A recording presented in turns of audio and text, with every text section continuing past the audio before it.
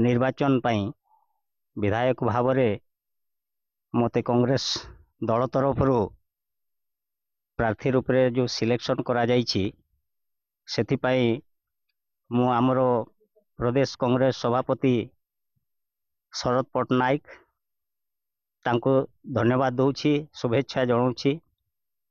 ତା ସହିତ ଆମ ଜିଲ୍ଲାର ସଭାପତି ନିରୋଜ ଲୋଚନ ଦାସ, ସୁଶୀଳା ତିରିଆ ଆମର CWC ମେମ୍ବର ଏବଂ ଜଣେ ବରିଷ୍ଠ କଂଗ୍ରେସ ନେତା, ତାଙ୍କୁ ମଧ୍ୟ ଶୁଭେଚ୍ଛା ଜଣାଉଛି। ତା ସଙ୍ଗେ ସଙ୍ଗେ ଆମର ମଲ୍ଲିକାର୍ଜୁନ ଖଡ଼ଗେ ଯେଉଁ AICCର ସଭାପତି, ରାହୁଲ ଗାନ୍ଧୀ ଆମର ପୂର୍ବତନ ସଭାପତି, ସୋନିଆ ଗାନ୍ଧୀ ଏବଂ ପ୍ରିୟଙ୍କା ଗାନ୍ଧୀକୁ ମଧ୍ୟ ମୁଁ ବହୁତ ବହୁତ ଧନ୍ୟବାଦ ଦେଉଛି।